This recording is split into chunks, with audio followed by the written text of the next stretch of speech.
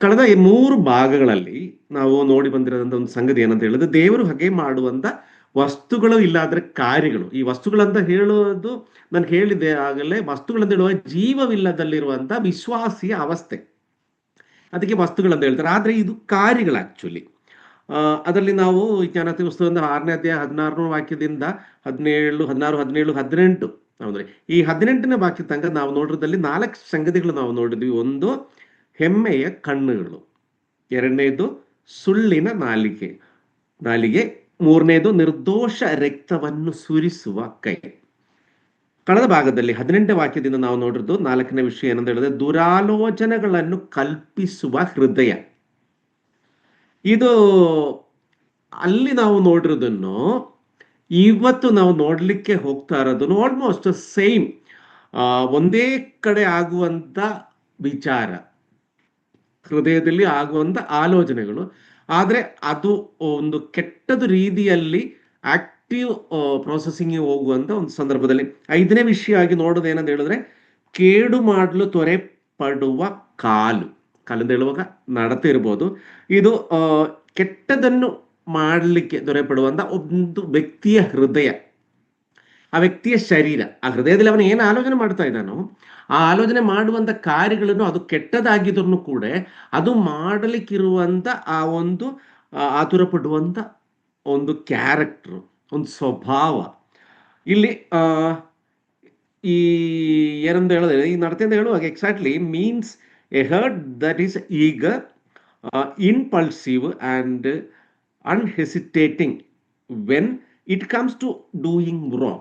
ಒಂದು ತಪ್ಪು ಮಾಡಲಿಕ್ಕೆ ಹೋಗುವಾಗ ಯಾವ ರೀತಿಯಲ್ಲಿನೂ ಅದ್ರ ಬಗ್ಗೆ ನಾನು ಮಾಡ್ತಾ ಇರೋ ತಪ್ಪು, ನಾನು ಮಾಡ್ತಾ ಸರಿ ಇಲ್ಲ, ಇಲ್ಲಾಂದ್ರೆ ನಾನು ಇದು ಮಾಡಬಾರದ ಯಾವ ಆಲೋಚನೆ ಇಲ್ಲದಲ್ಲೇ, ಯಾವ ಹೆಸಿಟೇಷನ್ ಇಲ್ಲದೆ ಆ ಕೆಟ್ಟ ಕಾರ್ಯವನ್ನು ಮಾಡುವಂತ ಒಂದು ವ್ಯಕ್ತಿಯ ಸ್ವಭಾವ, ಇದು ದೇವರಿಗೆ ಒಂಚೂರು ಇಷ್ಟವಾಗಲ್ಲ.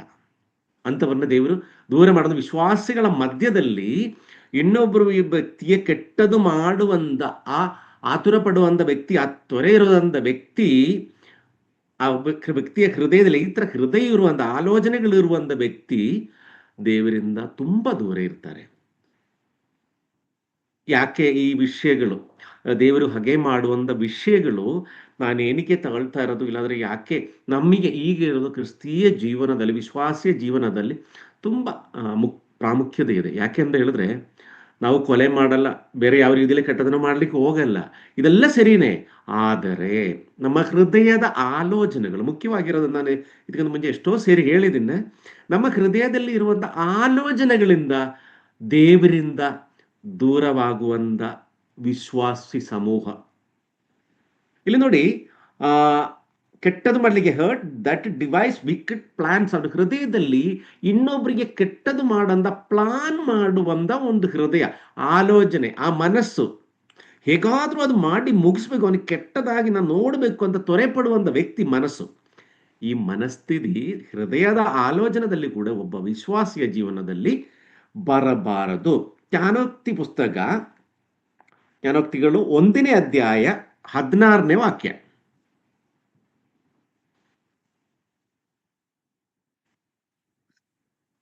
ಅವರ ಕಾಲುಗಳು ಕೇಡನ್ನು ಹಿಂಬಾಲಿಸಿ ಓಡುವು, ಅವರು ರಕ್ತವನ್ನು ಸುರಿಸಲು ಆತುರ ಪಡುವರು.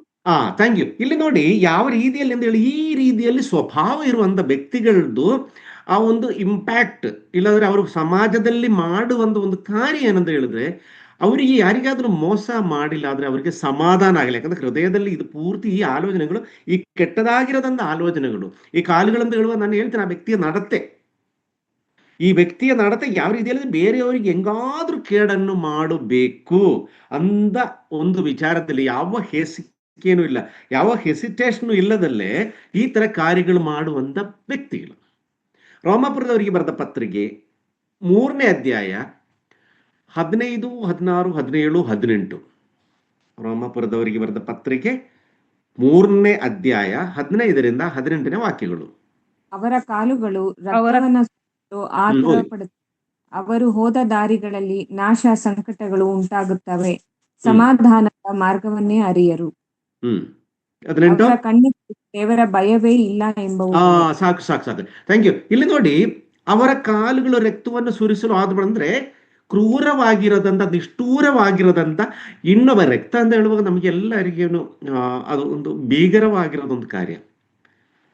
ಯಾರಾದ್ರೂ ಒಂದು ಆಕ್ಸಿಡೆಂಟ್ ಆಗಿದೆ, ಇಲ್ಲಾಂದ್ರೆ ಬೇರೆ ಏನಾದ್ರೂ ಒಂದು ಆಗಿದ್ರು ನಮ್ಮ ಕಣ್ ಮುಂದೆ ರಕ್ತ ನೋಡಿದ್ರೇ ಕೆಲವರಿಗೆ ತಲೆ ಸುತ್ತು ಬರುತ್ತೆ, ಇಲ್ಲಾಂದ್ರೆ ಯಾವುದೋ ಒಂದು ಭಯ, ಆತಂಕ, ಒಂದು ಹೆದರಿಕೆ, ಇಲ್ಲಾಂದ್ರೆ ಯಾವುದೋ ಒಂದು ನಮಗೆ ಒಂಥರ ಅಸಮಾಧಾನ.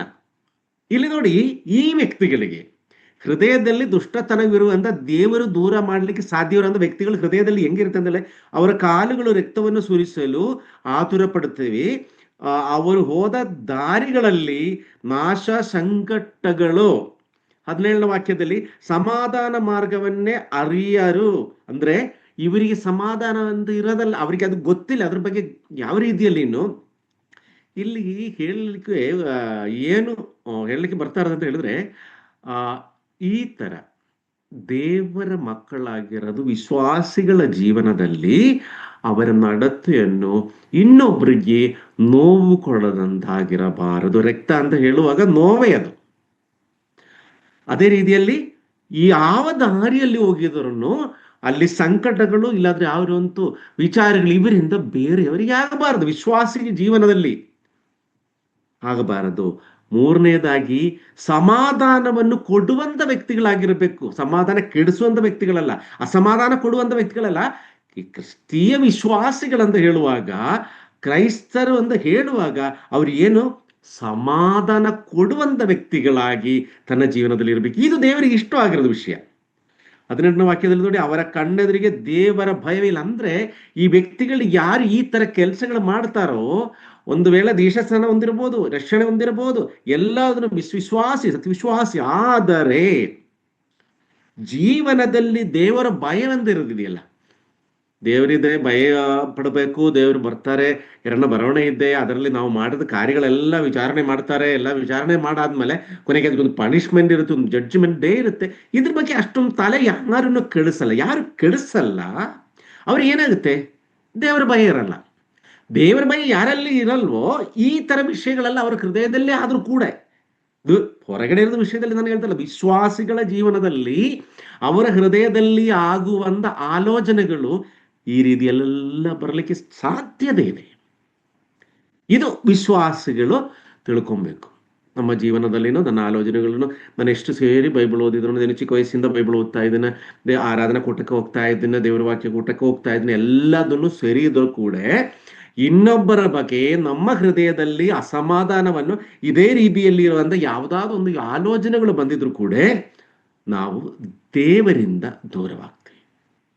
ಅದಕ್ಕೆ ಏನಂತ ಹೇಳಬೇಕು, ದೇವರ ಭಯದಿಂದ, ವಿಶ್ವಾಸದಿಂದ, ಸಮಾಧಾನದಿಂದ ಎಲ್ಲವರಿಗೇನು ಒಳ್ಳೆಯದನ್ನ ಆಗ್ಬೇಕು, ಎಲ್ಲರಿಗೇನು ನಾವು ಯಾರಿಗೇನೋ ಯಾವ ರೀತಿಯಲ್ಲಿನೂ ದ್ರೋಹ ಮಾಡಬಾರದು. ಕೆಲವೊಂದು ವಿಷಯದಲ್ಲಿ ನಾವು ನೋಡ್ತೀವಿ, ನಮ್ಮ ಕೆಲಸ ಇರ್ಬೋದು, ಇಲ್ಲಾಂದ್ರೆ ನಮ್ಮ ಮನೆ ವಿಷಯ ಇರ್ಬೋದು, ಯಾವುದೋ ಒಂದು ವಿಷಯದಲ್ಲಿ ಆಗಲಿ, ನಾವು ನಮ್ದು ಸೈಡ್ ಮಾತ್ರ ಯೋಚನೆ ಮಾಡ್ತೀವಿ, ನಮ್ಮ ಪ್ರಾಫಿಟ್, ನಮಗೆ ಅದರಿಂದ ಏನು ಲಾಭ ಆಗುತ್ತೆ, ಬೇರೆಯವರಿಗೆ ಅದರಿಂದ ಕೆಟ್ಟದಾಗುತ್ತೋ, ಬೇರೆಯವರಿಗೆ ಅದರಿಂದ ದೋಷ ಆಗುತ್ತೋ, ಇಲ್ಲಾಂದ್ರೆ ಅವರಿಗೆ ನಾವು ಹೇಳ್ತಾ ಇರೋ ಮಾತುಗಳಿಂದ ಅವ್ರಿಗೇನಾದ್ರೂ ಮನಸ್ಸಿಗೆ ಅಸಮಾಧಾನ, ಸಂತೋಷ ಇದು ಯಾವುದಾದ್ರೂ ಆಗುತ್ತೆ, ಇದು ಯಾವತ್ತೂ ನಾವು ಯೋಚನೆ ಮಾಡ್ಲಿಕ್ಕೆ ಹೋಗಲ್ಲ.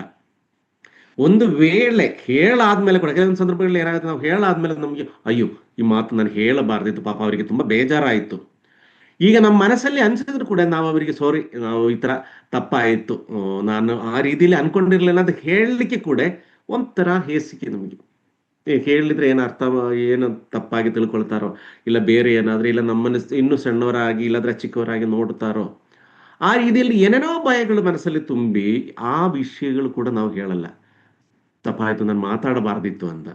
ದೇವರ ವಿಶ್ವಾಸಿಯ ರೂಪಾಂತರ ಅಂತ ಹೇಳುವಾಗ ಪ್ರಿಯರೇ, ಮೊದಲನೇದು ನಮಗೆ ರೂಪಾಂತರ, ಹೊಸ ನೂತನ ಸೃಷ್ಟಿಯಾಗಿ ಅಂತ ಹೇಳುವಾಗಲೇ ನಮಗೆ ಆಗಬೇಕಾಗಿರೋದು, ಯಾರಲ್ಲಿ ಆದ್ರೂ ನಮ್ಮಿಂದ ಅವ್ರಿಗೆ ಏನಾದ್ರೂ ಒಂದು ಮೋಸ ಆಯ್ತು, ಏನಾದ್ರೂ ಒಂದು ನೋವಾಯ್ತು ಅಂತ ಹೇಳುವಾಗ ಅದವ್ರಿಗೆ ಹೇಳಿ ಕ್ಷಮೆಯನ್ನು ಯಾಚಿಸಬೇಕಾಗಿರೋದು, ಕೇಳ್ಕೊಬೇಕಾಗಿರೋದು ಮೊದಲನೇದಾಗಿ ನೂತನ ಸೃಷ್ಟಿಯಾಗಿರುವಂತ ಒಬ್ಬ ವಿಶ್ವಾಸಿಯ ರೂಪಾಂತರ ಇಲ್ಲಿ ಗೊತ್ತಾಗುತ್ತೆ. ನೋಡಿ, ಈ ವಿಷಯಗಳಲ್ಲಿ ಎಷ್ಟು ಎಚ್ಚರಿಕೆಯಾಗಿ ನಾವೆಲ್ಲ ಇರಬೇಕು ಅಂತ ಹೇಳಿದ್ರೆ, ದೇವರಿಗೆ ಇಷ್ಟವೆಲ್ಲ ನಮಗೆಲ್ಲರಿಗೂ ಗೊತ್ತು, ದೇವರ ಚಿತ್ತಾನುಸಾರವಾಗಿ ಜೀವಿಸಬೇಕು ಅಂತ ಹೇಳ್ತಾ ಇರುವಾಗ ಆ ದೇವರ ಚಿತ್ತವೇನು, ದೇವರಿಗೆ ಅದು ಏನು ಇಷ್ಟವಾಗುತ್ತೆ, ದೇವರಿಗೆ ಅದು ಏನು ಇಷ್ಟ ಆಗಲ್ಲ. ನಮಗೆ ದೇವರಿಗೆ ಇಷ್ಟ ಆಗಿರೋದು ಎಲ್ಲರಿಗೇನು ಗೊತ್ತು, ಆದರೆ ದೇವರಿಗೆ ಯಾವುದು ಇಷ್ಟ ಆಗಲ್ಲ ಅದು ಕೆಲವೊಮ್ಮೆ ನಾವೇನು ಮಾಡ್ತೀವಿ, ಮರೆತು ಬಿಡ್ತೀವಿ. ಯೆಶಾಯನ ಗ್ರಂಥ 59ನೇ ಅಧ್ಯಾಯ 7ನೇ ವಾಕ್ಯ. ಯೆಶಾಯನ ಗ್ರಂಥ 59 7ನೇ ವಾಕ್ಯ. ಇವರ ಕಾಲುಗಳು ಕೇಡನ್ನ ಹಿಂಬಾಲಿಸಿ ಓಡುತ್ತವೆ, ಇವರು ನಿರಪರಾಧಿಯ ರಕ್ತವನ್ನು ಸುರಿಸಲು ಆತರ ಪಡುತ್ತಾರೆ. ಇವರ ಯೋಚನೆಗಳು ಅಧರ್ಮದ ಯೋಚನೆಗಳೇ, ಇವರು ಹೋದ ದಾರಿಗಳಲ್ಲಿ ಭಂಗವು ನಾಶನವು ಉಂಟಾಗುತ್ತವೆ. ಸಾಕು, ಥ್ಯಾಂಕ್ ಯು. ಇಲ್ಲಿ ನೋಡಿ, ಇಲ್ಲಿ 4 ವಿಷಯಗಳು ನಾವು ನೋಡ್ಬೋದು. ಈ 4 ವಿಷಯಗಳಲ್ಲಿ ಮೊದಲನೇ ವಿಷಯ ಅಂತ ಹೇಳಿದ್ರೆ, ಇವರ ಕಾಲುಗಳು ಏನನ್ನ ಕೇಡನ್ನು ಹಿಂಬಾಲಿಸಿ ಸುಮ್ಮನೆ ನಡ್ಕೊಂಡು ಹೋಗ್ತಾ ಇರೋದ, ಇಲ್ಲ ಬೇರೆ ಏನಂದಲ್ಲ, ಓಡುತ್ತವೆ. ಅಂದ್ರೆ ಇನ್ನೊಬ್ಬರಿಗೆ ದೋಷವನ್ನು ಮಾಡಲಿಕ್ಕೆ ಅತಿ ಶೀಘ್ರವಾಗಿ ತುಂಬಾ ಫಾಸ್ಟ್ ಆಗಿ ಮಾಡುವಂತ ವ್ಯಕ್ತಿಗಳು ಮೊದಲನೇದಾಗಿ. ಎರಡನೇದಾಗಿ ಆತುರ ಪಡುವ, ಇವರು ನಿರಪರಾಧಿಯ ರಕ್ತವನ್ನು ಸುರಿಸಲು ಆತುರ, ಅರ್ಜೆಂಟ್ ಏನಾದ್ರೂ ಮಾಡಿ ಅವ್ರನ್ನ ಹಾಳು ಮಾಡಬೇಕು, ಏನಾದ್ರೂ ಮಾಡಿ ಅವ್ರನ್ನ ಕೆಳಗಿಳಿಸಬೇಕು, ಏನಾದ್ರೂ ಮಾಡಿ ಸಮಾಜದಲ್ಲಿ ಅವರಿಗೆ ಕೆಟ್ಟ ಹೆಸರನ್ನು ತರಬೇಕು. ನನಗೆ ಸಿಗಲಿಲ್ಲ ಆದ್ರೂ ಪರವಾಗಿಲ್ಲ, ಇನ್ನೊಬ್ರಿಗೆ ಸಿಗಬಾರದು ಅಂತ ಆ ಮನುಷ್ಯನದೊಂದು ಪ್ರಾಪಂಚಿಕವಾಗಿರೋದೊಂದು ಕ್ಯಾರೆಕ್ಟರ್. ಅದು ನನ್ನಲ್ಲಿ ಏನಿದೆ, ಪಕ್ಕದಲ್ಲಿ ಇನ್ನೇನಿದೆ, ಈ ಪಕ್ಕದಲ್ಲಿ ಇನ್ನೇನಾದ್ರೂ ಚೆನ್ನಾಗಿರೋದು ಸಿಕ್ಕಿದ್ರೆ ನೋಡಿ, ಅವರಿಗಿಂತೂ ಸಿಕ್ಕಿದೆ ನೋಡಿ, ಹೆಂಗೆ ಆಗಿದೆ ಅಂತ ಹೇಳಿ, ನನಗೆ ಸಿಕ್ಕಿಲ್ಲ ಆದ್ರೂ ಪರವಾಗಿಲ್ಲ ಅವರಿಗೆ ಸಿಕ್ಕಬಾರದು ಅಂದ ಪ್ರೇರ. ಇದೆಲ್ಲ ಆಗ್ತಾ ಇರೋದು ಯಾರು ಮಾತುಗಳಲ್ಲಿ, ಹೃದಯದಲ್ಲಿ, ಪ್ರಾಪಂಚಿಕ ಮನುಷ್ಯನ ಹೃದಯದಲ್ಲಿ ಬರುವಂತ ಆಲೋಚನೆ. ಅವರಿಗೆ ಸಿಕ್ಬಿಟ್ರಲ್ಲ. ದೇವರು ಪಾಲಿಸಿರೋದು, ದೇವರು ಕನಿಕರಿಸಿರೋದು, ದೇವರು ಕೊಟ್ಟಿರೋದು, ಅದು ಅವರಿಗೆ ಸಿಕ್ಬಾರದು, ಇವರಿಗೆ ಸಿಕ್ಬಾರದು, ನನಗೆ ಮಾತ್ರ ಸಿಕ್ಬೇಕು ಅಂತ ಆಸೆ ಪಡ್ಲಿಕ್ಕೆ ನಮ್ಮ ಯೋಗ್ಯತೆ ಏನು ಹೇಳಿ? ಅದು ಮೊದಲನೇದಾಗಿ ನಾವು ತಿಳ್ಕೊಬೇಕು. ನಮ್ಮ ಯೋಗ್ಯತೆ ಅಂತ ಹೇಳಿದ್ರು, ನನ್ನ ದೇವರೇ ಅಂತ ಕೂಗಿ ದೇವರ ಹತ್ರ ಬೇಡ್ಕೊಂಡು ಆ ದೇವ್ರು ಏನ್ ಕೊಡ್ತಾರೋ ಅದಕ್ಕೋಸ್ಕರ ಕಾಯಬೇಕಾಗಿರೋದಂತ ವ್ಯಕ್ತಿಗಳು. ಆಗಲೇ ಮಾತಾಡುವಾಗ ಬ್ರದರು ಸ್ಟೀವನ್ಸನ್ ಬ್ರದರ್ಲೆಲ್ಲ ಹೇಳ್ತಾ ಇದ್ರು, ಮಳೆ ಬರುತ್ತೆ, ಆದ್ರೆ ನಾವೇನ್ ಮಾಡ್ಬೇಕು ಹೇಳಿ? ಕಾಯ್ಬೇಕು. ಪ್ರೇರ ನೋಡಿ, ನಮ್ಮ ಅನುಗ್ರಹಗಳು, ನಮಗೆ ದೇವರು ಕೊಡ್ಬೇಕಾಗಿರೋದಂತ ವಿಷಯಗಳು ಎಲ್ಲದನ್ನು ಒಂದು ಸಮಯ ಇದೆ. ಪ್ರಸಂಗಿ ಹೇಳ್ತಾ ಇರ್ತಾರೆ, ಎಲ್ಲದಕ್ಕೇನು ಒಂದು ಸಮಯ ಇದೆ. ಇಲ್ಲಿ ನೋಡಿ, 3ನೇ ವಿಷಯ ಏನಂದ, ಅಧರ್ಮ ಯೋಜನೆಗಳು. ಅವ್ರ ಹೃದಯದಲ್ಲಿ ಯಾವಾಗಲೂ ಅಧರ್ಮ ಯೋಜನೆಗಳು ಮಾತ್ರ ಇರುತ್ತೆ. ಇನ್ನು ಒಳ್ಳೇದಾಗ, ನಾನು ಆಗಲೇ ಹೇಳಿದೆಯಲ್ಲ, ನನಗೆ ಸಿಕ್ಕಿಲ್ಲ ಆದ್ರೂ ಪರವಾಗಿಲ್ಲ, ಅವರಿಗೆ ಸಿಗಬಾರ್ದು. ಇಲ್ಲಿ ನೋಡಿ, ಅಧರ್ಮ ಯೋಜನೆಗಳಿರುವಂತ ವಿಶ್ವಾಸಿಗಳು. 4ನೇದು, ಇವರ ಗೆದ್ದಿ ಏನಾಗುತ್ತೆ ಅಂತ ಹೇಳಿದ್ರು ನೋಡಿ, ಯೋಜನೆಗಳು, ಇವರು ಹೋದ ದಾರಿಗಳಲ್ಲಿ ಭಂಗವು ನಾಶನವೂ ಉಂಟಾಗುತ್ತವೆ. ಒಳ್ಳೆಯದೊಂದು ಆಗಲ್ಲ. ಪ್ರಾಪಂಚಿಕವಾಗಿ ನೋಡುವಾಗ ಕೆಲವೊಂದು ಒಳ್ಳೇದಾಯ್ತಲ್ಲ, ಚೆನ್ನಾಗಿದೆ ಎಲ್ಲ ಏನು ಅಂತ ಅನ್ಸ್ಬೋದು. ಆದ್ರೆ ಹೃದಯ ಶುದ್ಧಿಯನ್ನು ನೋಡುವಂತ ದೇವರು ಅವರಿಗೆ ಪಾಲಿಸಿದಂದಿರೋದು ಅವರಿಗೆ ಒಳ್ಳೇದಂತೂ ಆಗಲ್ಲ. 8ನೇ ವಾಕ್ಯ, ಅದೇ ಯೆಶಾಯನ ಗ್ರಂಥ 59ನೇ ಅಧ್ಯಾಯ 8ನೇ ವಾಕ್ಯ ಒಂದು ಸರಿ. ಇವರು ಸಮಾಧಾನದ ಮಾರ್ಗವನ್ನೇ ಅರಿಯರು, ಇವರ ಹಾದಿಗಳಲ್ಲಿ ಯಾವ ನ್ಯಾಯವೂ ಇಲ್ಲ. ತಮ್ಮ ಮಾರ್ಗಗಳನ್ನ ವಕ್ರ ಮಾಡಿಕೊಂಡಿದ್ದಾರೆ, ಅವುಗಳಲ್ಲಿ ನಡೆಯುವ ಇವನು ಸಮಾಧಾನವನ್ನರಿಯನು. Thank you. ನೋಡಿ, ಇಲ್ಲಿ 2 ವಿಷಯ, ಮುಖ್ಯವಾಗಿರೋದು 2 ವಿಷಯ ಅಂತ ಹೇಳಿದ್ರೆ, ಯಾರ್ದು ಹೃದಯದಲ್ಲಿ ಈ ರೀತಿಯಲ್ಲಿ ಯೋಜನೆಗಳು ಬರುತ್ತೋ, ಇನ್ನೊಬ್ಬರನ್ನೇ ಹಾಳು ಮಾಡ್ಲಿಕ್ಕೆ, ಇನ್ನೊಬ್ಬರಿಗೆ ಮೋಸ ಮಾಡ್ಲಿಕ್ಕೆ, ಇನ್ನೊಬ್ಬರಿಗೆ ಅಂದ್ರೆ ದೇವರ ಭಯವಿಲ್ಲದಲ್ಲೇ ಅಸಮಾಧಾನ ಆ ಸಮಾಧಾನ ಅಂತ ಅರಿಯದ ವ್ಯಕ್ತಿಗಳಿಗೆ ಏನಾಗುತ್ತೆ ಅಂತ ಹೇಳಿದ್ರೆ, ಒಂದು ನೋಡಿ, ಇಲ್ಲಿ ಮುಖ್ಯವಾಗಿ ಸಮಾಧಾನದ ಮಾರ್ಗದ ಬಗ್ಗೆ ಇವ್ರಿಗೆ ಯಾವ ಐಡಿಯಾನೂ ಇರಲ್ಲ. ಇವರು ಸಮಾಧಾನ ಮಾರ್ಗವನ್ನೇ ಅರಿಯರು. 2ನೇ ವಿಷಯ ಏನಂತ ಹೇಳಿದ್ರೆ, ಅವುಗಳಲ್ಲಿ ನಡುವೆ ಯಾವನು ಸಮಾಧಾನ ಅರಿಯನೋ ತಮ್ಮ ಮಾರ್ಗಗಳನ್ನು ವಕ್ರ ಮಾಡಿಕೊಂಡಿರೋದು ವ್ಯಕ್ತಿಗಳು. ಅದೇ ರೀತಿಯಲ್ಲಿ ಯಾವ ನ್ಯಾಯವಿಲ್ಲದವರು, ನೀತಿ ಅಂತದಿರೋದು ಅವ್ರಿಗೆ ಗೊತ್ತಿಲ್ಲ, ನೀತಿವಂತನು ಯಾರು ಅಂತ ಗೊತ್ತಿಲ್ಲ. ಜೀವನದಲ್ಲಿ ಜೀವಿಸುವಾಗ ನಾವು ನೀತಿವಂತರಾಗಿ ಜೀವಿಸಬೇಕು ಅನ್ನೋದ್ರ ಕುರಿತು ಅವ್ರಿಗೆ ಯಾವ ವಿಷಯನೂ ಗೊತ್ತಿಲ್ಲ. ಬಟ್ ಒಟ್ರಾಸಿ ಏನಾಗಿದೆ, ವಿಶ್ವಾಸಿ, ಕ್ರೈಸ್ತ ವಿಶ್ವಾಸಿ ತಕ್ಷಣ ಒಂದು ದೀಕ್ಷಾಸ್ನಾನ ತಗೊಂಡು, ಕೆಲವರು ಹೇಳ್ತಾರಲ್ಲ, ನಾವು 3 ತಲೆಮಾರು ಹಿಂದೆನೆ, ನಮ್ಮ ತಾತನ ಕಾಲದಿಂದನೇ ನಾವು ಕ್ರೈಸ್ತರು ನಮಗೆ ಎಲ್ಲದನ್ನು, ನಾನು ಕೆಲವೊಂದು ಸಮಯದಲ್ಲಿ ಕೆಲವೊಂದು ಕೇಳ್ಕೊಳ್ತಾರೆ, ಕೆಲವೊಂದು ಸಭೆಯಲ್ಲಿ ಹೋಗುವಾಗ ಅಂದ್ರೆ ನಾವು ಹುಟ್ಟಿ ಬೆಳೆದ್ರಿಂದನೇ ಇದೇ ಸಭೆಯಲ್ಲಿ ಹುಟ್ಟಿ ಬೆಳೆದಿರುವರಂತ ವ್ಯಕ್ತಿಗಳು ಎಷ್ಟು ಹುಟ್ಟಿ ಬೆಳೆದ್ರು, ಎಷ್ಟು ಚೆನ್ನಾಗಿದ್ದು ಮಾಡಿದ್ರು, ದೇವರ ಕೃಪೆಯನ್ನು, ದೇವರ ಕರುಣೆಯನ್ನು, ದೇವರ ಆ ಸಾಮೀಪ್ಯವನ್ನು ಅನುಭವಿಸಬೇಕು ಅಂತ ಹೇಳಿದ್ರೆ ಹೃದಯದಲ್ಲಿ ಈ 7 ವಿಷಯಗಳು, ಅದರಲ್ಲಿ 5ನೇ ವಿಷಯ ನಾನು ಇವತ್ತು ಹೇಳೋದು, ಈ 7 ವಿಷಯಗಳು ಹೃದಯದಲ್ಲಿ ಕೂಡ, ನಮ್ಮ ಆಲೋಚನದಲ್ಲಿ ಕೂಡ ಇರಲೇಬಾರದು. ಇದಕ್ಕೆಲ್ಲ ಒಂದು ಕಾರಣ ಇದೆ. ಇನ್ನು ಈ ಪ್ರಾಪಂಚಿಕವಾಗಿ ಕೆಲವೊಂದು ವಿಶ್ವಾಸಿಗಳ ಜೀವನದಲ್ಲಿ ಯಾಕೆ ಇದೇ ತರ ಕೆಲವೊಂದು ಪರದಾಟಗಳು ನಡೀತಾ ಇದೆ ಅಂತ ಹೇಳಿದ್ರೆ, ಇನ್ನು ನಮ್ಮ ಕೈಯಲ್ಲಿ ಕೆಲವೊಂದಕ್ಕೆ ಉತ್ತರ ಇಲ್ಲ. ಯಾವ್ದು ವಿಷಯ ಹೇಳಿ? ಪ್ರಸಂಗಿ 8ನೇ ಅಧ್ಯಾಯ 11ನೇ ವಾಕ್ಯ. ಪ್ರಸಂಗಿ 8ನೇ ಅಧ್ಯಾಯ 11ನೇ ವಾಕ್ಯ. ಅಪರಾಧಕ್ಕೆ ವಿಧಿಸಿದ ದಂಡನೆಯು ಕೂಡಲೇ ನಡೆಯದಿರುವ ಕಾರಣ ಅಪರಾಧ ಮಾಡಬೇಕೆಂಬ ಆಲೋಚನೆಯು ನರಜನ್ಮದವರ ಹೃದಯದಲ್ಲಿ ತುಂಬಿ ತುಳುಕುವುದು. ನೋಡಿ, ಇಲ್ಲಿ ಏನಾಗಿದೆ? Thank you. ಅಪರಾಧಕ್ಕೆ ವಿಧಿಸಿದ ದಂಡನೆಯು ಕೂಡಲೇ ನಡೆಯದಿರುವ ಕಾರಣ ಅಂದ್ರೆ ತಕ್ಷಣ ಪನಿಷ್ಮೆಂಟ್. ವಿಶ್ವಾಸಿಗಳಲ್ಲಿನೂ ನಾವು ಇದೇ ತರ ನಮ್ಮ ಹೃದಯ ಆಲೋಚನೆಗಳಲ್ಲಿ, ಚಿಂತಗಳಲ್ಲಿ, ಏನೇನೋ ಯೋಜನೆಗಳಲ್ಲಿ ನಾವು ಜೀವಿಸುವಾಗ ಅಲ್ಲಿ ಏನಾಗ್ತಾ ಇದೆ ಅಂತ ಹೇಳಿದ್ರೆ, ನಾವು ಒಂದು ವೇಳೆ ತಪ್ಪು ಯೋಜನೆ ಮಾಡಿದ್ರು, ಇಲ್ಲದ್ರೆ ಪಾಪ ಮಾಡಿದ್ರು ಕೂಡ ನಮಗೆ ಪನಿಷ್ಮೆಂಟ್ ಸಿಗ್ತಾ ಇಲ್ಲ. ದೇವರು ನಮ್ಮನ್ನ ಚೆನ್ನಾಗಿ ನೋಡ್ಕೊಳ್ತಾ ಇದ್ದಾರೆ, ಚೆನ್ನಾಗಿನೇ ನಾವು ನಮ್ಮ ಜೀವನದಲ್ಲಿ ಎಲ್ಲ ಚೆನ್ನಾಗಿದೆ, ಮಕ್ಕಳು ಮರಿಗಳು ಬಾಕಿ ಇರೋದೆಲ್ಲ ಚೆನ್ನಾಗಿದೆ, ಮನೆಯೆಲ್ಲ ಆಸ್ತಿ ಎಲ್ಲ ಚೆನ್ನಾಗಿದೆ, ರೋಗ ಇಲ್ಲ, ಸಮಾಧಾನ ಇದು ಯಾವುದೋ ಚೆನ್ನಾಗಿದೆ. ಇದು ಪಾಪ ಮಾಡ್ಲಿಕ್ಕೆ ಏನಾಗುತ್ತೆ? ಇನ್ನೊಂದು ಕಾರಣ ಆಗುತ್ತೆ. ನಾವು ಅವ್ರಿಗೆ ಯಾವ ರೀತಿಯಲ್ಲಿ ಮೋಸ ಮಾಡಿದ್ರೆ ದೇವರು ನಮಗೆ ಏನು ಮಾಡಿಲ್ಲ, ದೇವರು ಒಳ್ಳೇದನ್ನು ಮಾಡಿದ್ದಾರೆ. ಇಲ್ಲಿ ನೋಡಿ, ಅಪರಾಧಕ್ಕೆ ವಿಧಿಸಿದ ದಂಡನೆಯು ಕೂಡಲೇ ಅಂದ್ರೆ ಇಮ್ಮಿಡಿಯೇಟ್ ಆಗಿ ತಪ್ಪು ಮಾಡಿದ ಕೂಡಲೇ ಪನಿಷ್ಮೆಂಟ್ ತನ್ನ ಮಕ್ಕಳಿಗೆ ದೇವರು ಕೊಡ್ತಾ ಇಲ್ಲ ಅಂತ ಹೇಳಿ, ಈ ಮಕ್ಕಳದ ಬುದ್ಧಿ ನೋಡಿ, ಈ ಮಕ್ಕಳದ್ದು ಒಳ್ಳೆ ಬುದ್ಧಿ ಅಲ್ಲ ನೋಡಿ. ನಡೆದಿರುವ ಕಾರಣ ಅಪರಾಧ ಮಾಡಬೇಕೆಂಬ ಯೋಚನೆಯು ನರ ಜನ್ಮದವರ ಹೃದಯದಲ್ಲಿ. ನಾವಿವತ್ತು ಏನ್ ಕಲಿತಾ ಇರೋದು? ಹೃದಯದಲ್ಲಿ ಆಗುವಂತ ಆಲೋಚನೆಗಳು, ರೆಕ್ಕವನ್ನು ಸುರಿಸುವಂತ ಆ ನಡತೆ, ನಮ್ಮ ಕಾಲುಗಳ ಬಗ್ಗೆ ನೋಡುವಾಗ ಇಲ್ಲಿ ನೋಡಿ, ಈ ಯೋಜನೆಯು ನರ ಜನ್ಮದವರ ಹೃದಯದಲ್ಲಿ. ಮನುಷ್ಯನು ಎಷ್ಟು ಒಳ್ಳೆ ವ್ಯಕ್ತಿ ಆಗಿದ್ದನ್ನು ಕೂಡ, ಎಷ್ಟು ಒಳ್ಳೆ ವಿಶ್ವಾಸಿ ಆದನ್ನು ಕೂಡ, ಆ ವಿಶ್ವಾಸಿಯ ಜೀವನದಲ್ಲಿನು ಹೃದಯದಲ್ಲಿ ಈ ತರ ಕೆಲವೊಂದು ಆಲೋಚನೆಗಳು ಬರುತ್ತೆ ಅಂತ ದೇವರ ವಾಕ್ಯ ಹೇಳ್ತಾ ಇರೋದು. ಅದಕ್ಕೆ ಉದ್ದೇಶ ಏನಂತ ಹೇಳಿದ್ರೆ, ನಾವು ಮಾಡಿದ ಕೂಡಲೇ, ಯಾರಾದ್ರೂ ಬೈದಿದ್ ಕೂಡಲೇ, ಇಲ್ಲಾಂದ್ರೆ ಅವ್ರ ಬಗ್ಗೆ ಕೆಟ್ಟದಾಗಿ ಯೋಚನೆ ಮಾಡಿದ ಕೂಡಲೇ ಮನಸ್ಸಲ್ಲಿ ನಾವು ಪಾಪ ಮಾಡಿದ್ರು ಕೂಡ ನಮ್ಗೆ ಏನು ಪನಿಷ್ಮೆಂಟ್ ಸಿಗ್ತಾ ಇಲ್ಲ. ಇಮಿಡಿಯೇಟ್ ಆಗಿ ಪನಿಷ್ಮೆಂಟ್ ಇದೆ, ಬಟ್ ಇಮಿಡಿಯೇಟ್ ಆಗಿ ಸಿಗ್ತದಿಲ್ಲಿರುವಾಗ ನೋಡಿ, ಮಾಡಿದ್ರು ನನಗೆ ದೇವರು ಏನು ಮಾಡಲಿಲ್ಲ.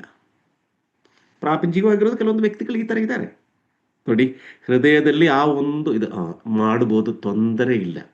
ಅವ್ರ ಬಗ್ಗೆ ಈ ತರ ಚಾಡಿ ಹೇಳಿದ್ರು ದೇವ್ರು ನನಗೇನು ಬೈಯಲ್ಲ, ಇಲ್ಲಾಂದ್ರೆ ನನಗೇನು ತೊಂದರೆ ಮಾಡಲ್ಲ. ಬೇರೆಯವ್ರ ಬಗ್ಗೆ ನಾನು ಈ ತರ ಅಸೂಯೆ ಪಟ್ಟು ಇದನ್ನು ಹೊಟ್ಟೆ ಕಿಚ್ಚು ಪಟ್ಕೊಂಡಿದ್ರು ಏನು ಮಾಡಲ್ಲ. ಇದೆಲ್ಲ ಮನುಷ್ಯ ಸಹಜ, ದೇವರಿಗೆ ಗೊತ್ತಾಗ್ಬಿಡುತ್ತೆ. ಆದ್ರೆ ದೇವ್ರು ನಮ್ಗೆ ಏನ್ ಮಾಡಲ್ಲ ಅಂತ ಹೇಳಿದ್ರೆ, ನಾನು ದೇವರಿಗೆ ತುಂಬಾ ಬೇಕಾಗಿರೋಂಥ ವ್ಯಕ್ತಿ. ಅದಕ್ಕೆ ಪ್ರಿಯರೇ ನೋಡಿ, ಹೃದಯದಲ್ಲಿರುವಂತ ಆಲೋಚನೆಗಳಲ್ಲಿ, ಹೃದಯದಲ್ಲಿರುವಂತ ಆ ಚಿಂತಗಳಲ್ಲಿ ಮನುಷ್ಯನ ಇಡೀ ದೇವ್ರ ಜೊತೆ ಇರೋಂಥ ರಿಲೇಷನ್ ಎಷ್ಟು ಬ್ರೇಕ್ ಆಗ್ತಾ ಇದೆ, ಇಲ್ಲಾಂದ್ರೆ ಬ್ರೇಕ್ ಆಗಲಿಕ್ಕೆ ಚಾನ್ಸಸ್ ಇದೆ. 2 ಪೇತ್ರ 3ನೇ ಅಧ್ಯಾಯ 4ನೇ ವಾಕ್ಯ. 2 ಪೇತ್ರ 3ನೇ ಅಧ್ಯಾಯ 4ನೇ ವಾಕ್ಯ. ಆತನ ಪ್ರತ್ಯಕ್ಷತೆಯು ವಿಷಯವಾದ ವಾಗ್ದಾನವು ಏನಾಯಿತು? ನಮ್ಮ ಪಿತೃಗಳು ನಿದ್ರೆ ಹೊಂದಿದ ದಿನ ಮೊದಲುಗೊಂಡು ಸಮಸ್ತವು ಲೋಕಾದಿಯಿಂದಿದ್ದ ಹಾಗೆ ಇರುತ್ತದಲ್ಲ ಎಂದು ಹೇಳುವರೆಂಬುದಾಗಿ ನೀವು ಮೊದಲು ತಿಳ್ಕೊಳ್ಳಬೇಕು. ಇಲ್ಲಿ ಇನ್ನೊಂದು ಹೊಸ ಒಡಂಬಡಿಕೆಯಲ್ಲಿರೋ ಒಂದು ವಿಷಯನು ಇಲ್ಲಿನು ಅದೇ ವಿಷಯ, ಅಲ್ಲಿ ಪ್ರಸಂಗಿ ಏನೇ ಹೇಳಿದೆ ಅದೇ ವಿಷಯವನ್ನು ಇಲ್ಲಿನೂ ಹೇಳ್ತಾರೆ. ಏನಂತ? ಆತನು ಪ್ರತ್ಯಕ್ಷತೆಯ ವಿಷಯವಾದ ವಾಗ್ದಾನವು ಏನಾಯಿತು ಪ್ರಶ್ನೆ ಮಾಡೋರು.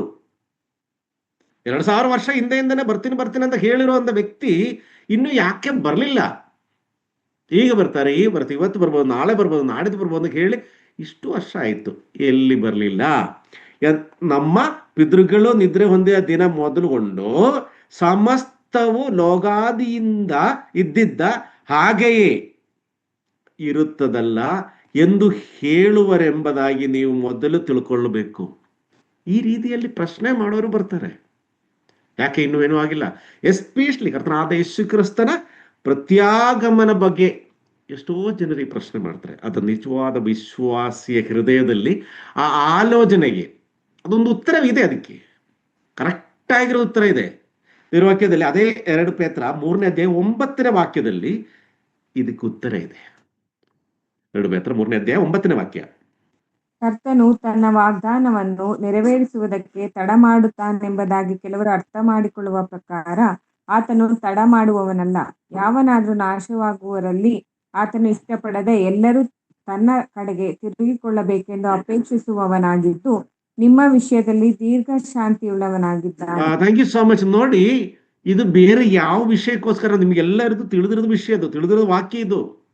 ಇದು ತಡ ಮಾಡ್ತಾ ಇರೋದಲ್ಲ, ಇಡೀ ಲೋಕವನ್ನು ಆ ರಕ್ಷಣಾ ಮಾರ್ಗದಲ್ಲಿ ಬಂದು, ಇಡೀ ಮನುಷ್ಯರನ್ನು ಆ ರಕ್ಷಣಾ ಮಾರ್ಗದಲ್ಲಿ ಬಂದು, ಅದಕ್ಕೋಸ್ಕರ ಕರ್ತನಾದ ಯೇಸು ಕ್ರಿಸ್ತನ ಅಷ್ಟೊಂದು ನೋವು ಆ ಪೀಡೆಗಳನ್ನು ಸಹಿಸಿರೋದು.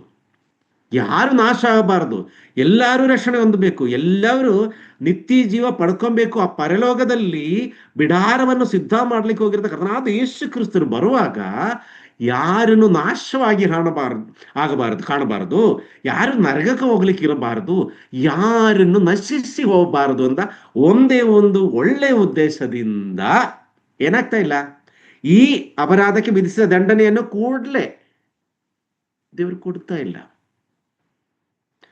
ಯಾವ ಲೆಕ್ಕದಲ್ಲಿ ಪ್ರಶ್ನೆ ಮಾಡಿದನು ಕೂಡ ದೇವರಲ್ಲಿ ಏನಿದೆ ಹೇಳಿ? ಮನುಷ್ಯರಲ್ಲಿ ಇಲ್ಲ ಅದು, ಬಟ್ ದೇವರಲ್ಲಿ ಏನಿದೆ? ದೀರ್ಘ ಶಾಂತಿ ಉಳ್ಳವನಾಗಿ. ನಿಜವಾದ ಸತ್ಯವಿಶ್ವಾಸಿಗಳಿಗೆ ಅದರ ಶಾಂತಿ ಪ್ರತ್ಯಾಶೆ ಎಲ್ಲ ಇರುತ್ತೆ.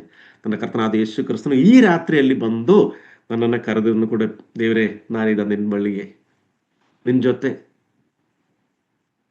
ಸಿದ್ಧರಾಗಿ ಈ ದೇವರ ಕಡೆಗೆ, ಇಲ್ಲಾಂದ್ರೆ ದೇವರ ದಾರಿಗೆ ನೀತಿವಂತರಾಗಿ, ಆ ದೇವರ ದೀರ್ಘ ಶಾಂತಿ ಉಳ್ಳವನಾಗಿ ನಮ್ಮನ್ನ ಇವತ್ತಲ್ಲಾದ್ರೆ ನಾಳೆ ನನ್ನ ಮಗನು ಮಗಳು ವಿಶ್ವಾಸಿಯಾಗಿದ್ದಾನೆ, ರಕ್ಷಣೆ ಹೊಂದಿದ್ದಾನೆ, ದೀಕ್ಷಾಸ್ನಾನ ತಗೊಂಡಿದ್ದಾನೆ, ಎಲ್ಲ ಸರಿನೇ. ಆದ್ರೆ ಈ ಹೃದಯದಲ್ಲಿ ನಡೆಯುವಂತ ಈ ಆಲೋಚನೆಗಳು, ಈ ಚಿಂತೆಗಳು ಎಷ್ಟು ಮಟ್ಟಿಗೆ ಅವನ ಮಾಡುವಂತ ಕಾರ್ಯಗಳಲ್ಲಿ, ಕೆಲಸಗಳಲ್ಲಿ ಎಷ್ಟು ಮಟ್ಟಿಗೆ ಇದೆ ಅಂತ ದೇವರು ಯೋಧನೆ ಮಾಡಿಕೊಂಡು ಕಾಯ್ತಾ ಇದ್ದಾರೆ. ಇವತ್ತೆಲ್ಲಾದ್ರೆ ನಾಳೆ ನನ್ನ ಮಗನ ಅವರಲ್ಲಿ ಸಣ್ಣ ಪುಟ್ಟದಾಗಿ ಏನಾದರೂ ಇದ್ರೂ ಕೂಡ ಸರಿಪಡಿಸ್ಕೊಂಡು ನನ್ನ ದಾರಿಗೆ ಬರ್ತಾನೆ ಅಂತ ನಂಬಿಕೆಯಲ್ಲಿ.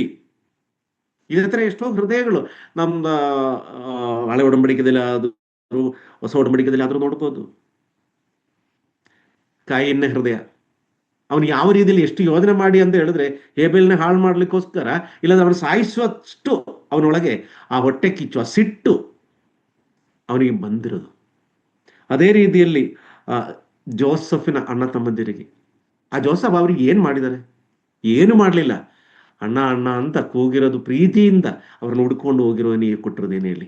ಅದೇ ರೀತಿಯಲ್ಲಿ ದಾನಿಯಲ್ನೇ ಆ ಸಿಂಹದ ಎದುರೊಳಗೆ ಹಾಕುವಾಗ ಅದಕ್ಕೆ ಪ್ರೇರಿತ ಅವನು ಏನ್ ಮಾಡಿದ? ದಾನಿಯಲ್ನ ತನ್ನ ದೇವರಿಗೆ ಪ್ರಾರ್ಥನೆ ಮಾಡಿರೋದು, ಅದರಲ್ಲಿ ದಾನಿಯಲ್ನ ಎದುರುಕೊಂಡಿಲ್ಲ. ಇಲ್ಲಿ ನೋಡಿ, ಅದೇ ರೀತಿಯಲ್ಲಿ ಕರ್ತನನ್ನು ಹಿಡಿದು ಕೊಡುವ ಸಂದರ್ಭದಲ್ಲಿ ಯೂದನ ಹೃದಯ, ಪ್ರಿಯರೇ, ನಮ್ಮ ಆಲೋಚನೆಗಳು, ನಮ್ಮ ಚಿಂತೆಗಳು, ನಮ್ಮ ಮನಸ್ಸಲ್ಲಿ ಆಗುವಂತ ಕಾರ್ಯಗಳೆಲ್ಲ ತಿಳಿದಿರುವಂತ ದೇವರು ಈ ಜ್ಞಾನ, ಇಲ್ಲಾದ್ರೆ ಈ ಒಂದು ಕಾರ್ಯ ನಮ್ಮ ಜೀವನದಲ್ಲಿ ಶ್ವಾಸ ಇರುವ ದಿನ ತಂಗ ನಮ್ಮ ಜೀವನದಲ್ಲಿ ಇರಬೇಕು. ನನ್ನ ಹೃದಯದ ಆಲೋಚನೆಗಳು ಕೂಡ, ನನ್ನ ಬಾಯಿಂದ ಬರೋದ ಮಾತುಗಳು ಅಷ್ಟೇ ಅಲ್ಲ, ನಮ್ಮ ಹೃದಯದ ಆಲೋಚನೆಗಳು ಕೂಡ ತಿಳಿದಿರುವಂತ ದೇವರೇನೆ ಆ 2ನೇ ಬರವಣೆಯಲ್ಲಿ ನನ್ನ ಮಾಡಿದಂಥ ಕಾರ್ಯಗಳು, ನಾನು ಮಾಡಿದಂಥ ಕಾರ್ಯಗಳು, ನನ್ನೇ ವಿಷಯವಾಗಿ ನನ್ನ ವಿಚಾರಣೆ ಮಾಡಲಿಕ್ಕೆ ಬರ್ತಾ ಇರುವಂಥ ದೇವರು. ನಮ್ಮ ಹೃದಯದ ಆಲೋಚನೆಗಳು ಅದು ಎಷ್ಟು ಕೆಟ್ಟದಾಗಿದೆ, ಎಷ್ಟು ಒಳ್ಳೆಯದಾಗಿದೆ, ನಮ್ಮನ್ನು ನಾವು ಪರಿಶೋಧಿಸಬೇಕು. ನಮ್ಮ ಲಾಭಕ್ಕಾಗಿ, ನಮ್ಮ ಜೀವನಕ್ಕಾಗಿ ನಾವು ಮಾಡುವಂಥ ಕಾರ್ಯಗಳು, ನಾನು ಆಗಲೇ ಹೇಳಿದಾಗೆ, ಇನ್ನು ಯಾರಿಗಾದ್ರೂ ಮನಸ್ಸಿಗೆ ಆದ್ರೂ ನೋವು ಕೊಡೋದಾದ್ರೆ ಪ್ರಿಯರೇ, ಹೃದಯದಲ್ಲಿ ನಮ್ಮ ಆಲೋಚನೆಗಳು ತಪ್ಪಾಗಿದೆ. ಲೂಕನ್ ಬರೆದ ಸುವಾರ್ತೆ 6ನೇ ಅಧ್ಯಾಯ 45ನೇ ವಾಕ್ಯ. ಲೋಕನ ಸುವಾರ್ತೆ. ಒಳ್ಳೆಯವನು ತನ್ನ ಹೃದಯವೆಂಬ ಒಳ್ಳೆಯ ಬೊಕ್ಕಸದೊಳಗಿಂದ ಒಳ್ಳೆಯದನ್ನ ತರುತ್ತಾನೆ, ಕೆಟ್ಟವನು ಕೆಟ್ಟ ಬೊಕ್ಕಸದೊಳಗಿಂದ ಕೆಟ್ಟದನ್ನ ತರುತ್ತಾನೆ. ಹೃದಯದಲ್ಲಿ ತುಂಬಿರುವುದೇ ಬಾಯಲ್ಲಿ ಹೊರಡುವುದು. Thank you.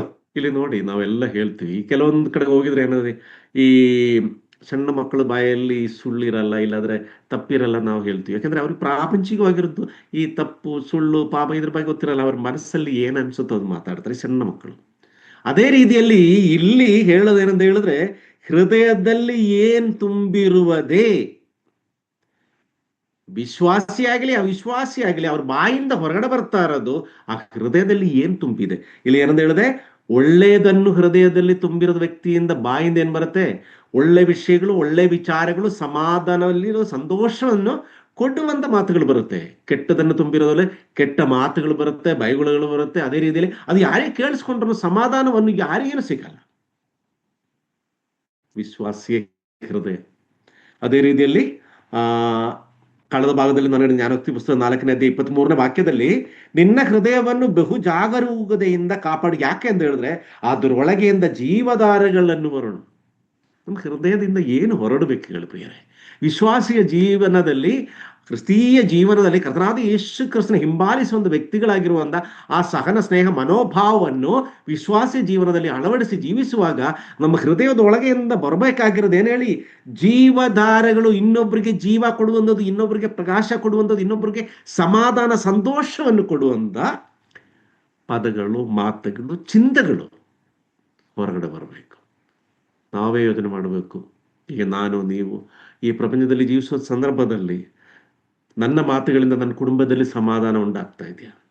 ನನ್ನ ಮಾತುಗಳಿಂದ ಸಮಾಜದಲ್ಲಿ ಅಸಮಾಧಾನ ಉಂಟಾಗ್ತಾ ಇದೆಯಾ? ನನ್ನ ಮಾತುಗಳಿಂದ ಇನ್ನೊಬ್ಬರ ಮನಸ್ಸಿಗೆ ಬೇಜಾರಾಗ್ತಾ ಇದೆಯಾ, ನೋವಾಗ್ತಾ ಇದೆಯಾ? ಇದು ಯೋಜನೆ ಮಾಡಿ ಮಾತಾಡ್ಲಿಕ್ಕೆ ಆಗಿದೆ. ಬಟ್ ಮನುಷ್ಯರ ಕೈಯಲ್ಲಿ ಇದು ಸ್ವಲ್ಪ ಕಷ್ಟನೇ. ಇದೊಂದು ಅಭ್ಯಾಸ ಆಗಬೇಕು, ತುಂಬಾ ಕಷ್ಟ. ಎಷ್ಟು ಪ್ರಾಕ್ಟಿಕಲ್ ಮಾಡಬೇಕು ಅಂತ ಮನಸ್ಸಿದ್ರು ಈ ಪ್ರಾಪಂಚಿಕವಾಗಿರೋದು ಕೆಲವೊಂದು ಸ್ವಭಾವ ಈ ಮನುಷ್ಯನಲ್ಲಿ ಇರೋದ್ರಿಂದ ಕೆಲವೊಮ್ಮೆ ನಮ್ಮ ಕೈಲಿ ಆಗಲ್ಲ. ಆದ್ರೂ ಇದು ಅಭ್ಯಾಸ ಮಾಡಬೇಕಾಗಿರೋದು ಒಬ್ಬ ವಿಶ್ವಾಸಿಯ ಏನಂತ ಹೇಳಿದ್ರೆ ಜವಾಬ್ದಾರಿ. ಯಾಕಂದ್ರೆ ಇದು ದೇವರಿಗೆ ಇಷ್ಟವಾಗಿರೋದು ವಿಷಯ. ಇಲ್ಲಿ ನೋಡಿ, ಮತ್ತಾಯನ ಬರೆದ ಸುವಾರ್ತೆ 6ನೇ ಅಧ್ಯಾಯ 21ನೇ ವಾಕ್ಯ.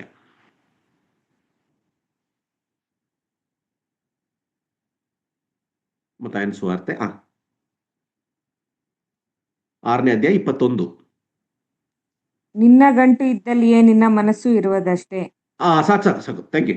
ಇಲ್ಲಿ ನೋಡಿ, ಈ ಇಂಗ್ಲಿಷಲ್ಲಿ ಹೇಳಿದ್ರೆ ಟ್ರಷರ್, ಇಲ್ಲಾಂದ್ರೆ ಕನ್ನಡದಲ್ಲಿ ನಿಕ್ಷೇಪ ಅಂತಾನೆ ಹೇಳ್ಬೋದು. ನಾವೆಲ್ಲಿ ನಮಗೆ ಕೂಡಾಕಿದ್ದು ಯಾವುದು ವಿಷಯ ಇರಲಿ, ಕೂಡಾಕಿದ್ದು ಸಂಪಾದ್ಯ ಇರ್ಬೋದು, ನಿಕ್ಷೇಪ ಇರ್ಬೋದು, ಯಾವುದೋ ಇಲ್ಲದ ರಿಲೇಷನ್ ಇರ್ಬೋದು, ಏನಾಗಲಿ ಅದು ಎಲ್ಲಿ ಇದೆ ನಮಗೆ ಇಂಪಾರ್ಟೆಂಟ್ ಆಗಿ, ಮುಖ್ಯವಾಗಿ ಹೇಳೋದಾದ್ರೆ ತುಂಬಾ ನಮಗೆ ಇಂಪಾರ್ಟೆಂಟ್ ಆಗಿರೋದು ಎಲ್ಲಿ ಇರುತ್ತೆ, ಅಲ್ಲಿ ನಮ್ಮ ಮನಸ್ಸನ್ನು, ನಮ್ಮ ಹೃದಯದನ್ನು, ಆಲೋಚನೆಗಳು. ಅದಕ್ಕೆ ಹೇಳ್ತಾರೋ, ನಿಮ್ಮ ನಿಕ್ಷೇಪವನ್ನು ನೀವೇನು ಪ್ರಾಪಂಚಿಕವಾಗಿ ನಶಿಸಿ ಹೋಗುವಂಥದ್ದು ಮಾಡಬಾರದು.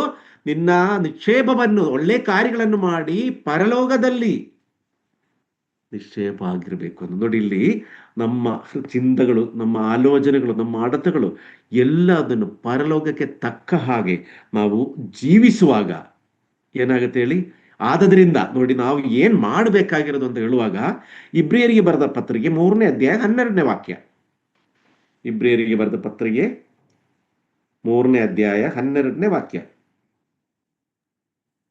ಸಹೋದರರೇ, ನೋಡಿಕೊಳ್ಳಿರಿ, ಜೀವ ಸ್ವರೂಪನಾದ ದೇವರನ್ನ ಬಿಟ್ಟು ಹೋಗುವ ಅಪನಂಬಿಕೆಯುಳ್ಳ ಕೆಟ್ಟ ಹೃದಯವು ನಿಮ್ಮೊಳಗೆ ಯಾವನಲ್ಲಿಯೂ ಇರಬಾರದು. Thank you. ಯಾವ್ದಿರಬಾರದು? ಅಪನಂಬಿಕೆಯುಳ್ಳ ಕೆಟ್ಟ ಹೃದಯವು. ಆಗಲೇ ನಾವು ಹೃದಯದ ಬಗ್ಗೆ ನೋಡಿದ್ವಿ. ಸಮಾಧಾನ ಇರಲ್ಲ, ಸಂತೋಷ ಇಲ್ಲ, ಬೇರೆಯವರಿಗೆಲ್ಲ ಮೋಸ ಮಾಡಬೇಕು, ಕೆಟ್ಟದನ್ನೇ ಮಾಡಬೇಕು ಅಂತ ಅನ್ಕೊಂಡಿರೋದಂತ ಹೃದಯ. ಇಲ್ಲಿ ನೋಡಿ, ಸಹೋದರರೇ ನೋಡಿಕೊಳ್ಳಿರಿ, ಜೀವ ಸ್ವರೂಪನಾದ ದೇವರನ್ನು ಬಿಟ್ಟು ಹೋಗು. ಅಂದ್ರೆ ಈ ಬುದ್ಧಿಗಳೆಲ್ಲ ನಿಮ್ಮಲ್ಲಿ ಇದ್ರೆ ಏನಾಗುತ್ತೆ ಹೇಳಿ? ದೇವರಿಂದ ದೂರ ಆಗ್ತೀವಿ. ವಿಶ್ವಾಸಿಗಳು ಹೆಸರಿಗಷ್ಟೇ, ದೇವರಿಂದ ದೂರವಾಗಿ ವಿಶ್ವಾಸಿ ಅಂತ ಹೇಳಿ ಏನ್ ಪ್ರಯೋಜನ ಹೇಳಿ? ಇಲ್ಲಿ ಜೀವಸ್ವರೂಪನಾದ ದೇವರನ್ನು ಬಿಟ್ಟು ಹೋಗುವ ಅಪನಂಬಿಕೆಯುಳ್ಳ ಕೆಟ್ಟ ಹೃದಯ ನಿಮ್ಮೊಳಗೆ ಯಾವನಲ್ಲಿ ಇರಬಾರದು. ಪ್ರಿಯರೇ, ನಮ್ಮಲ್ಲಿ ಎಷ್ಟು ನಾವು ಯೋಚನೆ ಮಾಡಬೇಕಾದ್ರು, ಎಷ್ಟು ಚಿಂತೆ. ದೇವರೇ, ಕೀರ್ತನಾರನ್ನು ಹೇಳ್ತಾ ಇರೋದು, ಆ ನಿರ್ಮಲವಾಗಿರೋದೊಂದು ಹೃದಯವನ್ನು ನನಗೆ ಕೊಡು. ನಿನ್ನ ಸಾನ್ನಿಧ್ಯದಿಂದ ನನ್ನನ್ನು ಯಾವತ್ತೂ ತಳ್ಳಬಾರ್ದು ಅಂತ. ನೋಡಿ ಪ್ರಿಯರೇ, ಅಷ್ಟು ಚೆನ್ನಾಗಿರೋದೊಂದೊಂದು ಪ್ರಾರ್ಥನೆ. ನೋಡಿ ಇಲ್ಲಿ ನಮ್ಮ ಜೀವನದಲ್ಲಿ ನಮ್ಗೆ ಯಾವ ಬೇಕಾಗಿರೋದು, ದೇವರೇ ಕೆಟ್ಟದನ್ನು ಚಿಂತೆ ಮಾಡುವಂಥ, ಯೋಜನೆ ಮಾಡುವಂಥ, ಕೆಟ್ಟ ಕಾರ್ಯಗಳನ್ನು ಆಲೋಚನೆ ಮಾಡುವಂಥ ಒಂದು ಹೃದಯ ನನಗಿರಬಾರದು. ನೀನು ನೋಡುವಾಗ ಪರಿಶುದ್ಧವಾಗಿರೋದು, ನಮ್ಮಲವಾಗಿರೋದಂದ ಸಮಾಧಾನ ಸಂತೋಷ ಕೊಡುವಂಥ ಹೃದಯ, ಆಲೋಚನೆಗಳು ತುಂಬಿರುವ ಹೃದಯ ನನಗೆ ಕೊಡು. ಇಲ್ಲಿ ನೋಡಿ, ಆ ಯೆರೆಮೀಯನ ಗ್ರಂಥ 4ನೇ ಅಧ್ಯಾಯ 14ನೇ ವಾಕ್ಯ. ಯೆರೆಮೀಯನ ಗ್ರಂಥ 4:14. ಯೆರೂಸಲೇಮೇ, ನಿನಗೆ ರಕ್ಷಣೆಯಾಗುವಂತೆ ನಿನ್ನ ಹೃದಯದ ಕೆಟ್ಟತನವನ್ನ ತೊಳೆದುಕೋ, ದುರಾಲೋಚನೆ ನಿನ್ನಲ್ಲಿ ಇನ್ನೆಷ್ಟರವರೆಗೆ ತಂಗಿರುವವು. Thank you. ಇಲ್ಲಿ ನೋಡಿ, ಇದು ಯೆರೂಸಲೇಮೇ ಅಂತ ಹೇಳುವಾಗ ಇವತ್ತು ಪ್ರಿಯರೇ ನಮಗೆ ಹೇಳ್ತಾ ಇರೋದು, ವಿಶ್ವಾಸಿಗಳಾಗಿ ರಕ್ಷಣೆ ಹೊಂದಿದ ಈಶಾಸ್ಥಾನ ಹೊಂದಿದ ವಿಶ್ವಾಸಿಗಳೇ, ನನ್ನ ಮಕ್ಕಳೇ, ನಿಮ್ಮಲ್ಲಿ ಏನಾದ್ರೂ ಕೊರತೆ ಇದ್ರೆ ಅದು ಏನ್ ಮಾಡ್ಬೇಕು ಹೇಳಿ, ನಿನಗೇ ರಕ್ಷಣೆಯಾಗುವಂತೆ ನಿನ್ನ ಹೃದಯದ ಕೆಟ್ಟತನವನ್ನು ತೊಳೆದುಕೋ, ಆ ಆಲೋಚನೆಗಳನ್ನು ದೂರ ಮಾಡು. ನನ್ನ ದೇವರಿಗೆ ಇಷ್ಟ ಇಲ್ಲದಲ್ಲಿ ಇರೋದು, ಅದರಿಂದ ನನ್ನ ಸಹೋದರನಿಗೆ, ಸಹೋದರಿಯರಿಗೆ, ನನ್ನ ತಂದೆ ತಾಯಿಗಳಿಗೆ, ನನ್ನ ಮಕ್ಕಳಿಗೆ, ಇಲ್ಲಾಂದ್ರೆ ಯಾರಿಗೆ ಸಮಾಜದಲ್ಲಿರುವವರಿಗೆ, ಸಭೆಯಲ್ಲಿರೋರಿಗೆ, ಯಾರ ಬಗ್ಗೆ ಏನಾದ್ರೂ ಒಂದು ಕೆಟ್ಟ ಆಲೋಚನೆ ನಿನ್ನ ಹೃದಯದಲ್ಲಿ ಇದ್ರೆ ಅದೇನ್ ಮಾಡ್ಬೇಕು, ನಿನಗೆ ರಕ್ಷಣೆ ಆಗಬೇಕು ಅಂತ ಹೇಳಿದ್ರೆ ತೊಳೆದುಕೋ. ದುರಾಲೋಚನೆಗಳನ್ನು ನಿನ್ನಲ್ಲಿ ಇನ್ನು ಎಷ್ಟುವರೆಗೆ, ಕಾಲ ಸಮೀಪ ಆಯಿತು, ಇನ್ನೆಷ್ಟುವರೆಗೆ. ಪ್ರೇರ ಅವತ್ತು ಇಸ್ರೇಲ್ ಜನಾಂಗಕ್ಕೆ ಹೇಳಿದ್ರೆ, ಇವತ್ತು ನಮಗೆ ದೇವರ ವಾಕ್ಯ ನಮಗೆ ಹೇಳುವಂತ ಪ್ರಶ್ನೆ ಇದು. ನಿನ್ನ ಹೃದಯ ಎಷ್ಟು ಮಟ್ಟಿಗೆ, ಇಲ್ಲಾಂದ್ರೆ ನಿನ್ನ ಆತ್ಮನು ಆ ರಕ್ಷಣೆಯ ಮಾರ್ಗದಲ್ಲಿ ಎಷ್ಟು ಮಟ್ಟಿಗೆ ಮುಂದೆ ಹೋಗಿದೆ, ಎಷ್ಟು ಪರ್ಸೆಂಟೇಜ್ ನಿನ್ನಲ್ಲಿ ಆ ಒಳ್ಳೆತನವನ್ನು ನಿಮ್ಮಲ್ಲಿ ಇದೆ. ಎಲ್ಲಾದ್ರೂ ಒಂದು ಚೂರು ಇದ್ರೆ, ರಕ್ಷಣೆ ಆಗಬೇಕು ಅಂತ ಉದ್ದೇಶ ನಿನಗಿದ್ರೆ, ದೇವರ ವಾಕ್ಯ ಪ್ರಕಾರ ಅದನ್ನು ಸರಿಪಡಿಸಿಕೊಳ್ಳಿ. ಅಪೊಸ್ತಲ ಕೃತಿಗಳು 8ನೇ ಅಧ್ಯಾಯ, ಅಪೊಸ್ತಲ ಕೃತಿಗಳು 8ನೇ ಅಧ್ಯಾಯ 22ನೇ ವಾಕ್ಯ. ಆದದರಿಂದ ಈ ನಿನ್ನ ಕೆಟ್ಟತನವನ್ನ ಬಿಟ್ಟು ದೇವರ ಕಡೆಗೆ ತಿರುಗಿಕೊಂಡು, ಕರ್ತನು ನಿನ್ನ ಮನಸ್ಸಿನ ಆಲೋಚನೆಯನ್ನು ಕ್ಷಮಿಸುವನೋ ಏನೋ ಆತನನ್ನ ಬೇಡಿಕೋ. ಇಲ್ಲಿ ನೋಡು, ಒಂದು ವೇಳೆ ನೀನು ಆ ಥರ ನಿನ್ನ ಹೃದಯವನ್ನು ಎಲ್ಲಾ ಚಿಂತೆಯನ್ನು ಮಾಡಿ ಅದನ್ನ ತೊಳೆದು ಸರಿಯಾಗಿ ದುರಾಲೋಚನೆಗಳು ಏನು ಇಲ್ಲದಲ್ಲೇ ನೀನು ಏನ್ ಮಾಡ್ಬೇಕು, ಅದರಿಂದ ಏನಾಗುತ್ತೆ, ಈ ನಿನ್ನ ಕೆಟ್ಟತನವನ್ನು ಬಿಟ್ಟು ದೇವರ ಕಡೆಗೆ ತಿರುಗಿಕೊಂಡು, ಕರ್ತನ ನಿನ್ನ ಮನಸ್ಸಿನ ಆಲೋಚನೆಯನ್ನು, ಅಂದ್ರೆ ನಿನ್ನ ಹೃದಯದಲ್ಲಿ ಒಳ್ಳೆಯ ಆಲೋಚನೆಗಳಾಗಿದೆ, ನಿನ್ನ ಹೃದಯದಲ್ಲಿ ಇರದಂತ ಎಲ್ಲಾ ಕೆಟ್ಟತನವನ್ನು ದೂರ ಹೋಗಿ, ಏನು ಅಲ್ಲಿ ಉಳಿಯದೆ ದೇವರ ಕಡೆ ನೀನು ತಿರುಗುವಾಗ ಆ ನಿನ್ನ ಹೃದಯವನ್ನು ನೋಡಿ ದೇವರು ನಿನ್ನನ್ನು ಕ್ಷಮಿಸುತ್ತಾನೆ ಅಂತ ದೇವರ ವಾಕ್ಯ ಹೇಳ್ತಾ ಇರೋದು. ಅದೇ ರೀತಿಯಲ್ಲಿ 23ನೇ ವಾಕ್ಯ, 8ನೇ ಅಧ್ಯಾಯ 23ನೇ ವಾಕ್ಯ.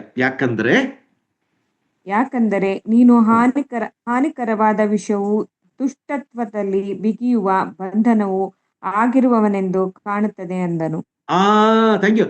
ಇಲ್ಲಿ ಏನಾಗುತ್ತೆ ಅಂತಲ್ಲ, ದೇವರಿಗೆ ಎಲ್ಲದನ್ನು ಗೊತ್ತಿದೆ, ಎಲ್ಲದನ್ನು ತಿಳಿಯುವಂತ ವ್ಯಕ್ತಿ.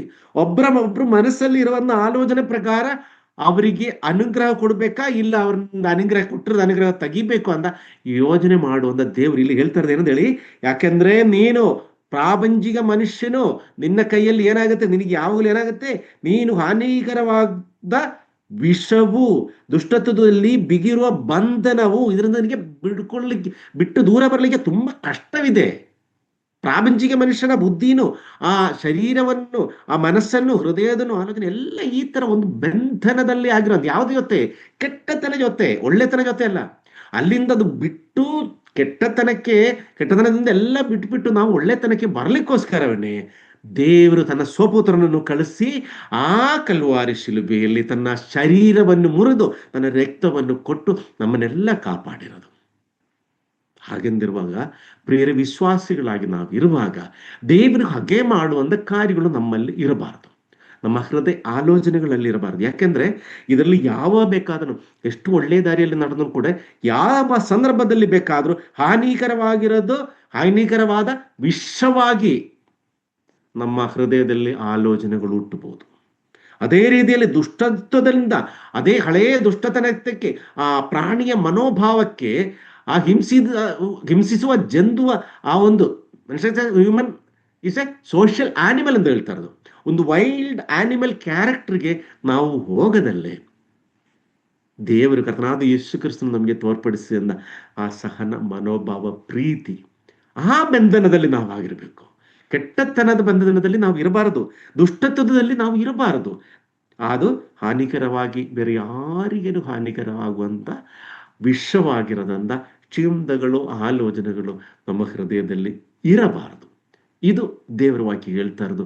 ವಿಶ್ವಾಸಿಗಳಲ್ಲಿ ದೇವರು ಹಾಗೆ ಮಾಡುವಂತ 5ನೇ ವಿಷಯವಾಗಿರೋದಂತ ಈ ಕೆಟ್ಟತನವು, ನಮ್ಮ ಹೃದಯದ ಆಲೋಚನೆಗಳು, ಇನ್ನೊಬ್ಬರಿಗೆ ಹಾಳು ಮಾಡ್ಲಿಕ್ಕಿರೋದಂತ ಚಿಂತೆಗಳು, ಇನ್ನೊಬ್ಬರಿಗೆ ಅಸಮಾಧಾನ ಕೊಡುವಂತ ಮಾತುಗಳು, ಇದು ಯಾವುದು ಕೊಡೋದಲ್ಲೇ ಸಮಾಧಾನ ಕೊಡುವಂತ, ಅವ್ರ ಜೀವನದಲ್ಲಿ ಪ್ರಕಾಶ ಕೊಡುವಂತ, ಅವ್ರ ಜೀವನದಲ್ಲಿ ಪ್ರತ್ಯಾಶೆಯನ್ನು ಕೊಡುವಂತ ವ್ಯಕ್ತಿಗಳಾಗಿ ನಾವೆಲ್ಲ ದೇವರ ಮುಂದೆ ಮಾರ್ಪಡಿಸುವ ಹಾಗೆ, ಅದೇ ರೀತಿಯಲ್ಲಿ ಇವತ್ತು ಈ ದಿವಸ ದೇವರಿಗೆ ನಮ್ಮನ್ನ ನಾವು ಒಪ್ಪಿಸೋಣ. ದೇವರೇ, ನನ್ನಲ್ಲಿ ಏನಾದರೂ ಕೊರತೆ ಇದ್ರೆ, ಏನಾದರೂ ಕನ್ಮಶ ಇದ್ರೆ, ಈ ಥರ ಏನಾದರೂ ಆಲೋಚನೆ ಇರಲಿ, ಇವತ್ತು ಈ ರಾತ್ರಿಯಲ್ಲಿ ನನ್ನ ಮನಸ್ಸಿನಿಂದ ತೆಗೆದು ನನ್ನ ಹೃದಯವನ್ನು ತೊಳೆದು ಶುದ್ಧ ಹೃದಯದಿಂದ, ಆತ್ಮನಿಂದ, ಆಲೋಚನೆಗಳಿಂದ ಇವತ್ತು ರಾತ್ರಿ ನಾನು ಮಲಗಿ ಚಿತ್ತವಾದರೆ ನಾಳೆ ಬೆಳಿಗ್ಗೆ ಎದ್ದು ಅದೇ ಶುದ್ಧ ಹೃದಯದಿಂದ ಜೀವಿಸುವಾಗೆ ನನ್ನನ್ನು ಮಾರ್ಪಡಿಸುವಂತ ದೇವರ ಹತ್ರ ಬೇಡಿಕೊಳ್ಳೋಣ.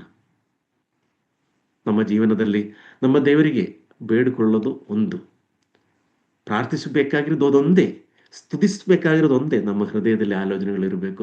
ನಮ್ಮ ಆ ಒಂದು ಟ್ರೆಷರ್, ನಮ್ಮ ನಿಕ್ಷೇಪ ಅದು ಪರಲೋಕದಲ್ಲಿ. ಅದು ಏನು? ಅದು ದೇವರ ಕಡೆ ಇರಬೇಕು, ದೇವರದ ಆಲೋಚನೆಗಳಿರಬೇಕು.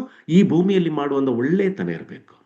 ಈ ಭೂಮಿಯಲ್ಲಿ ದೇವರ ಮಕ್ಕಳು ಮಾಡುವಂಥ ಒಳ್ಳೆತನವನ್ನು ನೋಡಿ ಈ ಪ್ರಪಂಚದಲ್ಲಿರುವ ಪ್ರಾಪಂಚಿಕ ಮನುಷ್ಯನು ಅವರು ಎಷ್ಟು ಚೆನ್ನಾಗಿ ಆ ದೇವರ ಕಡೆಗೆ ತಿರುಗಿ ಆ ದೇವರ ಕಡೆಯಿಂದ ಎಷ್ಟು ಒಳ್ಳೆ ವ್ಯಕ್ತಿಗಳಾಗಿದ್ದಾರೆ ಅಂತ ಹೇಳುವಾಗ ಪರಲೋಕದಲ್ಲಿರುವ ತಂದೆಯು, ಆ ಪುತ್ರನು, ಪವಿತ್ರಾತ್ಮನು ಸಂತೋಷಗೊಳ್ಳುವಂಥ ಸಂಗತಿ. ಅದೇ ರೀತಿಯಲ್ಲಿ ಮುಂದಿನ ದಿವಸಗಳಲ್ಲಿ ಜೀವಿಸುವಾಗೆ ನನ್ನನ್ನು, ನಿಮ್ಮನ್ನು ಎಲ್ಲರನ್ನೂ ದೇವರ ಆಶೀರ್ವದಿಸಲಿ.